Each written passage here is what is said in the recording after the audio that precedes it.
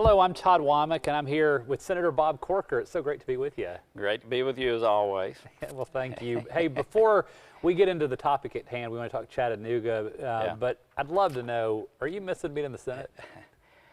You know, it was the greatest privilege of my life to serve, and I gave it all I had for 12 years and left everything on the field, and I feel good about my service, but I do not miss it. You know, I thought I would miss being able to step out of the office, as certainly in the end we were able to do, and there was always a gaggle of reporters there, and I had the opportunity at any point in time to really speak to the American people or people all around the world, and I thought I would miss that. I certainly love so much working with young people like yourself, although you're no spring chicken anymore. We began working together 19 years ago, but you know, the outstanding young people that we were able to work with was just incredible, and I know that they're going to have impact on the country and the world and their own careers, but I really don't miss serving in the Senate. I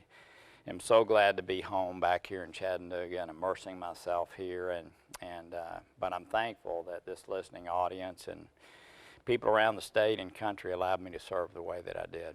So it's been a year and a half, a little more. What have you been up to? I think people would love to know.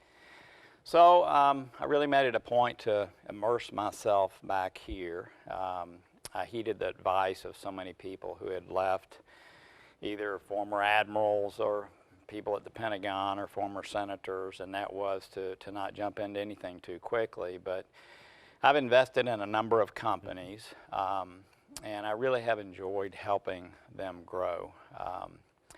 There's something at my age, I'm 67 today, that'll change in a few days, but there's something about being the age I am where you really feel the need even more so to really help other people in what they're doing. So I have thoroughly enjoyed this year. I've not had to do as much traveling. I used to have to do death marches around the world and commute each week, and so I really relish that. Most of the things that I've done have been pretty close to Chattanooga, but that's what I've been doing, and I'm gradually getting more and more engaged in business.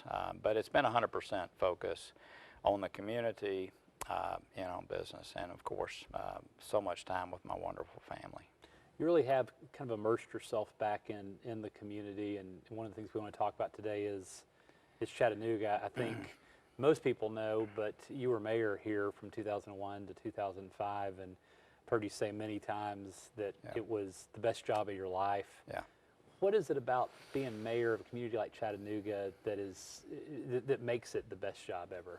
So it was the best public service job I've ever had. I did love starting a company at 25 and growing it to operate in 18 states. It was just nothing like the energy around that, and I was just with some of the folks that we worked with during that period of time, and I don't think there's anything that can replace your first effort in business and growing a company. And then I love the second iteration where acquisitions of companies were done back in the late 90s.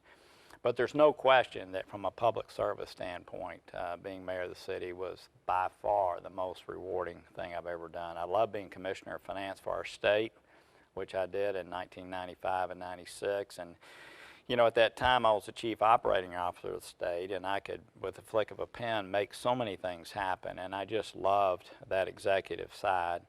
But becoming mayor here, which is something, by the way, I never ever thought about in my life until I actually did it, there's no question that it's the most rewarding public service ever. Like I said, the Senate was a privilege, but as mayor, you can create a vision for the city. You can make things happen. You see and touch people in such a real way. And the things that you're able to do as mayor of a city are things that change the city for generations and centuries, actually, in some cases. So what a rewarding job. So Chattanooga, and you've really, thanks to you and really many others who've built upon what others have built, has come to be known really as a premier mid-sized city in the world. People come here and try to emulate what's happened. So, but you know, it's got its own challenges. Where do you Yeah. see the city now? Where do you see it going in the future? Well, because of so much that's happened, even what's happening right now currently with some of the issues that every city in the country is dealing with, and our country is, and the world actually is dealing with today. And because of the sort of the long run that we've had, I see us at an inflection point. But the fact is that today, in 2020, we still have all of those great attributes that have made our city so special. They all still exist. I mean, the great outdoors, which attracts so many people and allows Chattanoogans to experience life in a way that so many other people don't. The tremendous work ethic that we have here, the entrepreneurialism. I mean, just being in this facility, I don't even know the gentleman that owns this, but what a business he's created no doubt here. about it. But the entrepreneurialism that it makes our city distinctive, the great electric power board that you know is you know, was encouraged and has created, you know, this gig city effort, and now is doing things. You know, I continue to be able to talk with our great leader of the power board, and gosh, they're doing things that are so cutting edge. So Really we have, visionary, yeah. It's really visionary. It's really just incredible. So you know, the fact that our city is what we've done here, which has taken a lot of work, and we're the only city in our state that is this way, where the central city is the civic, business, and cultural center of our city. If you look at every other city in the state, that's just not the case, and it's taken a lot of effort from a lot of people to make that the case, and it benefits everybody in the region, not just in Hamilton County, but everybody in the region, that we still have such a vibrant and central core to our city. So look, the attributes that we've built off through the years are here. The Volkswagen investment that was made, Enterprise South that was created, and we all worked so hard to make that happen, is still paying dividends. There are still companies, I know that you're involved with one right now. You were sharing with me just the other day that is you know, building off some of the things that have happened. So the things that have made our city distinctive, you know, our waterfront, the way we're, you know, connected to the river.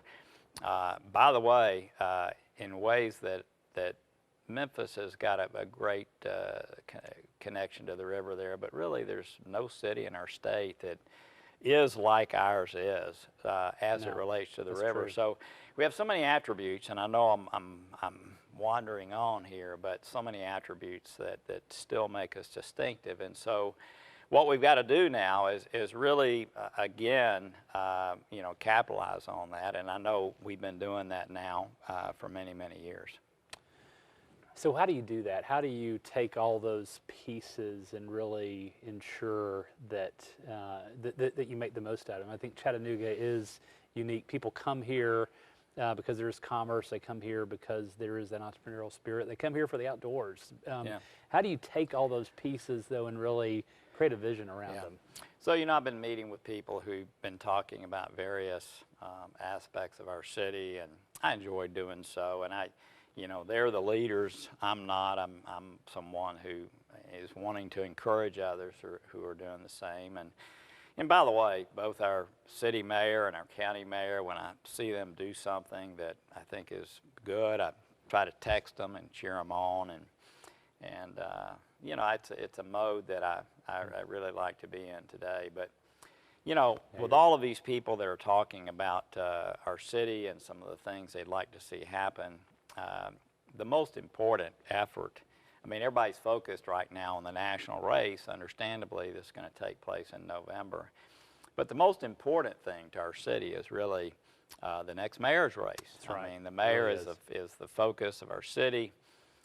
The mayor is the person that leads our city, in spite of the fact we have such a strong private sector here. And so I keep telling folks when they come in the office to talk about things that, look, you know, that our focus should be ensuring that, again, we elect a mayor that is an outstanding leader that can create a vision for our community. And and we'll build off those strengths in the private sector, and the nonprofit sector, and the foundation sector to really move our city ahead. I've heard you talk about mayors, and the mayor's office is unique in that it's not a partisan place. As we move forward, how important is it that we maintain that, do you think?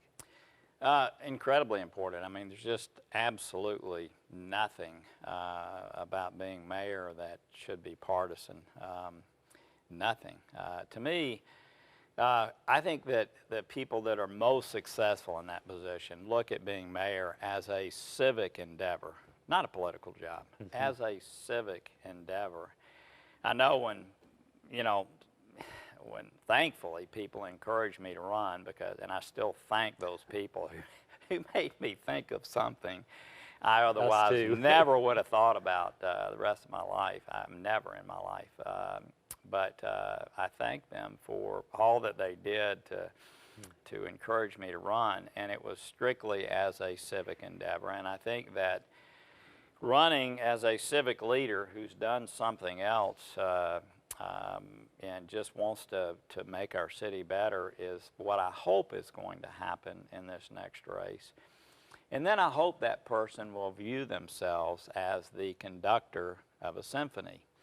In other words, that person is leading, that person is using the various strengths and attributes of our city. I used to tell people that being the mayor of a city is not unlike a CEO coming in and taking over a company, right? Where you look at the various attributes that exist, and then there's some deficiencies that need to be overcome, and you create a vision and move ahead. And so I think, again, a mayor should try to build off the strengths of the Chamber of Commerce, of the Convention and Visitors Bureau, of the various foundations and the nonprofits throughout our city, the Community Foundation, the Benwood Foundation, the Lyndhurst Foundation, the various groups that, the outdoors groups that do so much to bring people here in our city.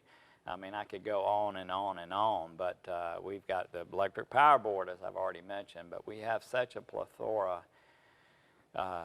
of talented people in our community that I think, if asked, will rise to the occasion and join in a vision to move our city to the next level.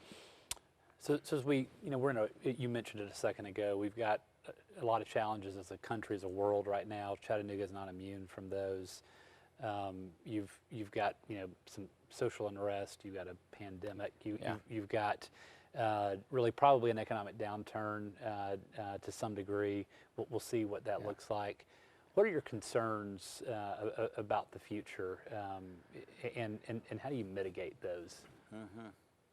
Well, first of all, I think that, and I'm going to keep referring to the mayor's job, because I think it's probably the most significant thing that's happening. I mean, again, there's so many. Yeah. I mean, one of the things about being gone for 12 years, kind of, I mean, I came home most weekends that I wasn't in the Middle East or someplace, and but it's like I don't know, it's like all of a sudden I don't know anybody anymore. I see all these young, talented people, and I actually try to have lunch with them from time to time, or I've had some over to my house just to be around them because the energy is there. So I look at so much that's happening in our private sector that I'm impressed with. But, I do think that, first of all, the mayor coming in, the next mayor coming in after what's occurred, is that there's some basic blocking and tackling that's going to need to occur. I mean, you have to think that there might be some budget challenges with obviously some of the economic things that have occurred here in our city and other places. I think that, so there's going to be some blocking and tackling and running of government. It seems to me that a mayor should every single day of the week be looking at the department heads and ensuring they're doing everything they can to make it easy for people to accomplish the things that they want to accomplish, whether that's building new buildings or new companies coming in. I mean, obviously we need to have guidelines, and we need to make sure that we adhere to you know, the guidelines that make a city great, but every single day we should be trying to improve our ability to make this a welcoming place to do business, to accomplish other things.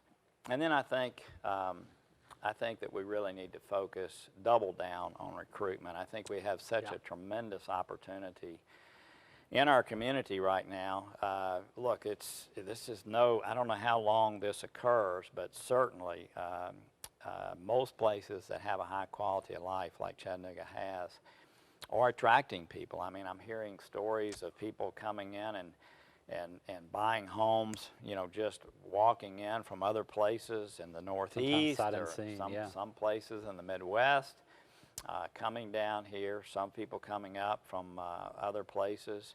I'm hearing of people even doing so online just because they know that, that in this new world that some people, not everybody, but some people are going to be able to work from afar. They're going to be able to work from their homes or offices and other places. And so I think that is a tremendous opportunity for us.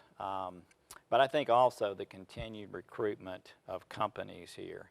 And to me, you know, the number one thing that, you know, I've said this over and over and over when I was mayor, and I was able to have a little bit lesser effect on this as a senator, but I think the number one effort should be ensuring that heads of households have good paying jobs.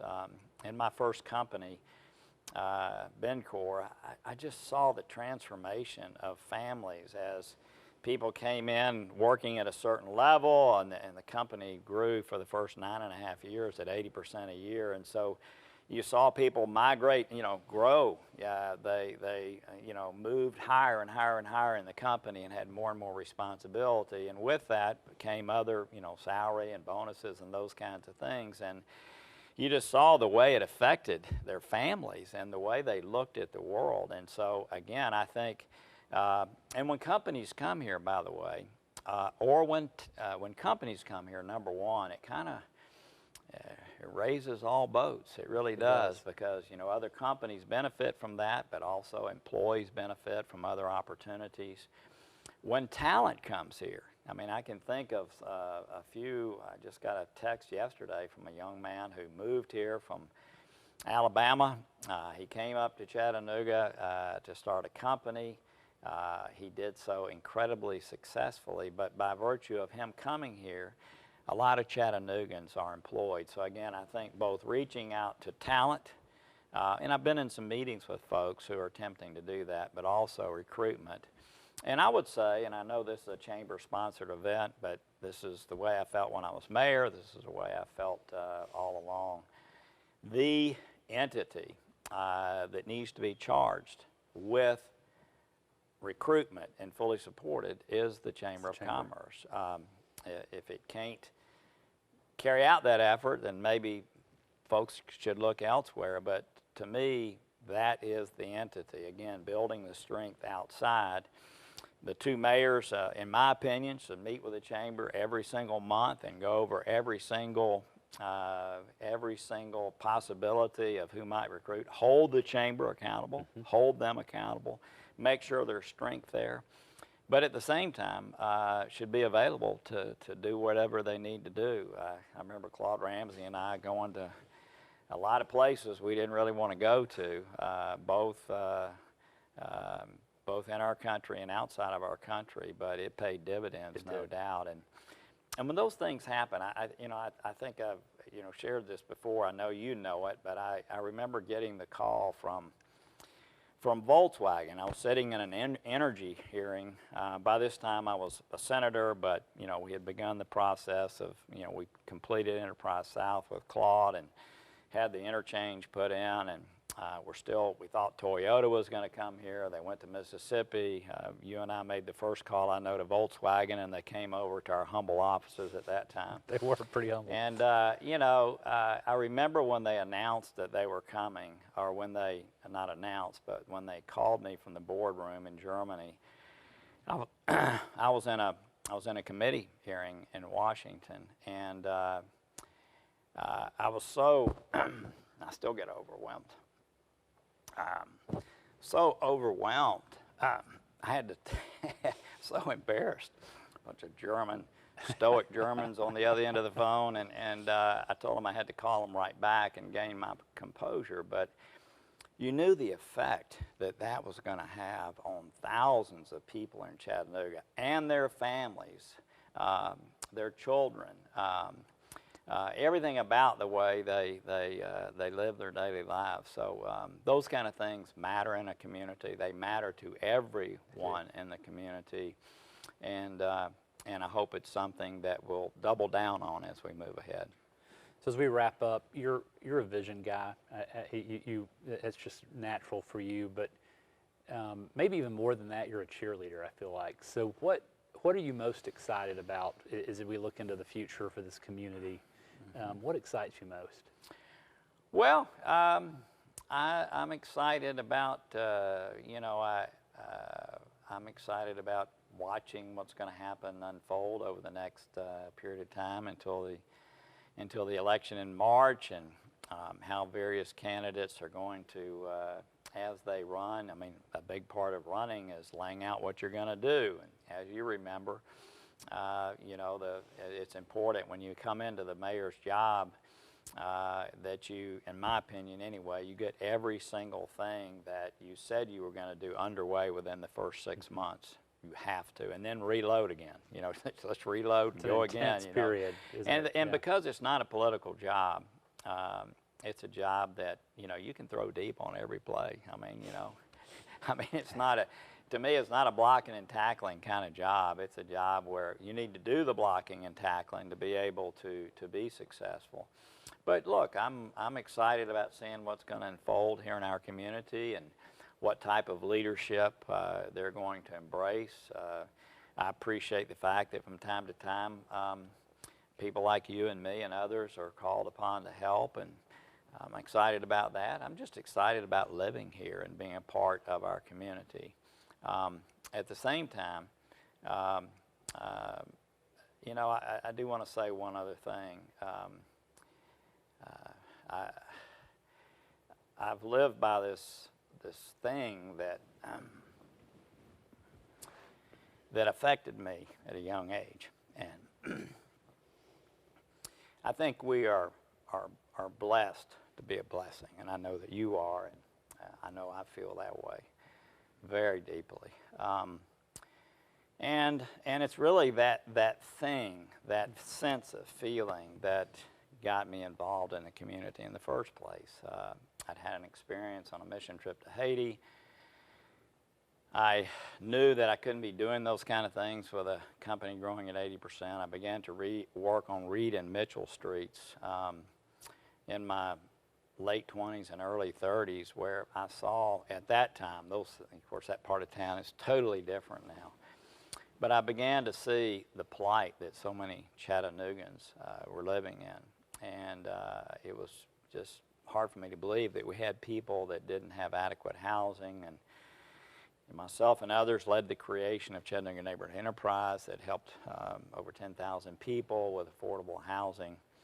But I do think that there's so many people in our community today that in socioeconomically challenged areas that are living a totally different life than so many of us who have been so blessed and have been born with the drive and just the ability and wherewithal to create companies, a lot doing because of other people. And I've told you the story, I know, but I was invited to go to a chapel talk at one of the private schools here in town, and it had to do with modern slavery, and I'd been involved in an international effort around that when I was in the Senate, and so thrilled to be invited. And I went, and it was one of the most moving presentations. It really was. And I looked around the auditorium, and these young people were just, full of vim and vigor and had all the support in the world that they need. And I know that everybody has issues. I mean, I know that everybody deals with imperfections and issues. But we walked out of that chapel, and was standing there in the parking lot, and you could look out over the city from where we were. And I spoke to the person who had invited me and said, look, I wish every child in our community could have that kind of experience. It was just unbelievable. But we looked out over our city, and I said, you know, but while we're here, I think we need to recognize that there are students today coming to school that the only place they get an adequate meal is at school. Some of them are living in homes with no power. Some of the parental situations are certainly less than perfect, but potential prostitution. Sometimes parents are in prison. They're living in neighborhoods that are unsafe, very contrary to you and me. And they're just incredible stress monetarily and in so many other ways, family structures breaking down. And I think that as a community, for us to be whole, it's not unlike, you know, our bodies. You know, when there's a part of our body that, you know, is not functioning properly, or, you know, we're not whole ourselves. But I think our community, in order to be whole, has really got to also double down on an effort and on efforts, because it's certainly not something that happens quickly, but to ensure that we do everything we can to focus on the socioeconomically disadvantaged areas of our community, and do everything we can to ensure that all of our young people in our community, all 40,000 that go to the public schools and others, have an opportunity through education to dream, just like you and I and so many people in this listening audience, and to fulfill those dreams. And if we don't do that, eventually it will be our community's undoing. I think that's a really poignant challenge for all of us, and really appreciate that perspective very much. As we end, is there anything else you'd like to add or say? I think the only thing that I'd like to add is that I am confident that with our community coming together, we can not only build on the outstanding strengths that we have here in our community, but that we can also deal with those challenges that matter so much to so many people, and will affect their lives in such a positive way. So I think that we have the makeup of a community. And I used to tell people when I was working in Nashville as Commissioner of Finance, and then traveling the state, running for the Senate, but then actually serving as a senator. I had to be a little bit more careful when I was serving. But I used to tell people that I don't think there's a community in America that has citizens with the heart and soul that we have in our community. I don't. And so I think we've got the ability, in spite of the challenges that we're dealing with, and I know other communities are dealing with the same, but I think we have the abilities with vision, with people coming together and using their particular abilities and strengths. I think we have the ability to cause this city to go to places that we haven't even seen, and I'm excited about that. Senator Bob Corker, thank you so much. It's an honor to be with you today. Well, thank you for your outstanding public service. I know people already know this, but you and your new company, I know, are having an impact on so many people, and you're actually, in a way, able to continue your public service doing what you're doing. But Todd was probably the most acclaimed chief of staff in Washington when he was there, and led the bipartisan groups that came together to try to solve problems, and I thank you for your public service. Well, thank you for your friendship and the impact you've had on my life. It's so appreciated. Yeah. Thank you. Yeah.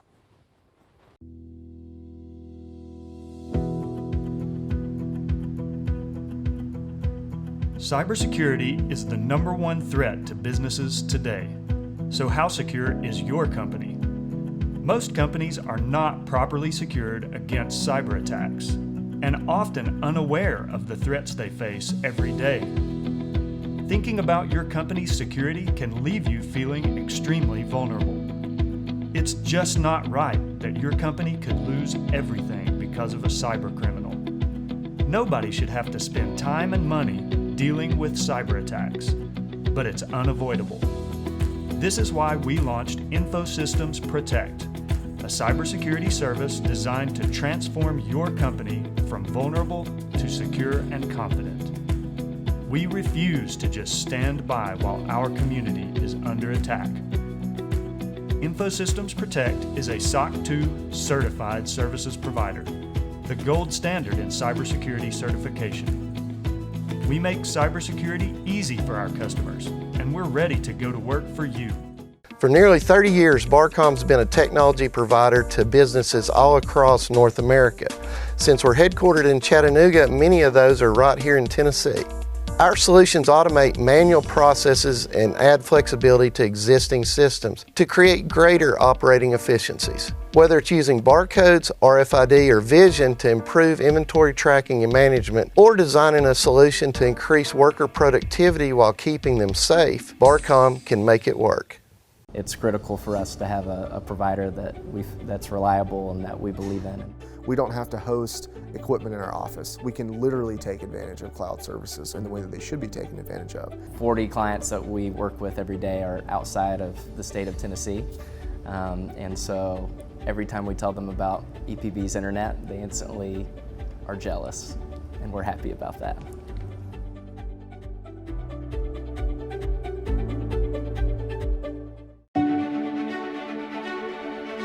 At HHM Certified Public Accountants, every professional we hire is given the opportunity and support to accomplish their personal goals.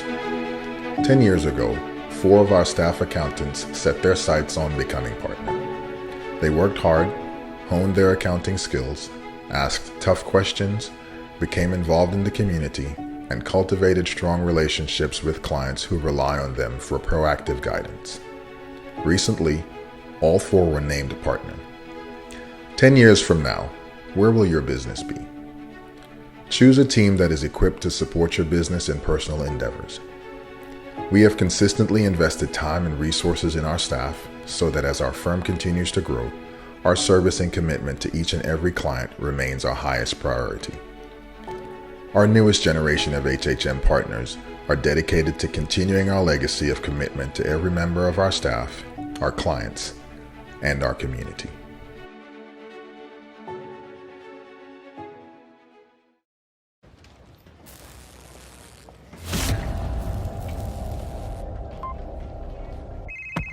Novatech managed IT. Our server! We're under attack! We need you like yesterday! It's really bad. Don't worry. We'll design a new network and migrate you to the cloud. We'll be there right away. Ooh, we can use the time machine. Wait! Great Scott. A new life awaits you in the off-world colonies. We have to go back. Your call cannot be completed as dialed.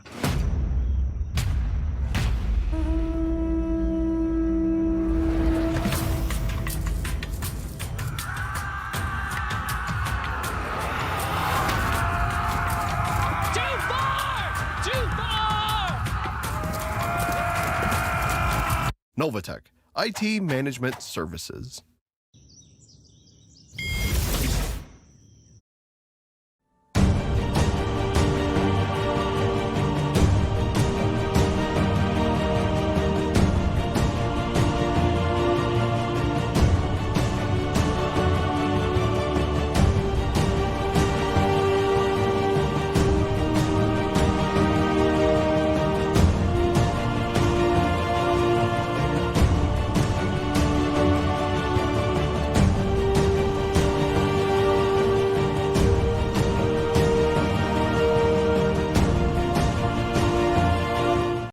Ridge Venture Law, we know the prize you're after and what it takes to get it. We know what it's like to work, to sweat, to bleed to fruition a vision. We know because we're setting the bar, just like you. Come scale your swagger with Rockridge, a B Corp intellectual property and technology firm at rockridgelaw.com. Offices in Durham, Chattanooga, and Nashville, serving badasses everywhere.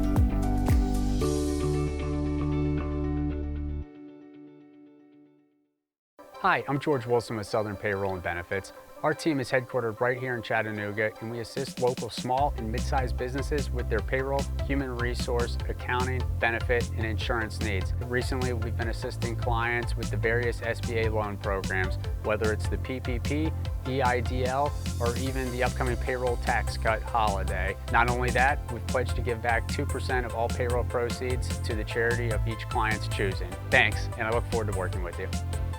At the Small Business Development Center, our mission is simple: to help your business grow and succeed. We provide no-cost counseling, seminars, and other resources that make it easier for your business to reach its potential. We are part of a network of 1,000 centers around the country. Our Chattanooga office is conveniently located inside the Hamilton County Business Development Center and serves 9 counties in southeast Tennessee. Learn more at tsbdc.org/chscc and follow us on Facebook and Instagram at tsbdcchat.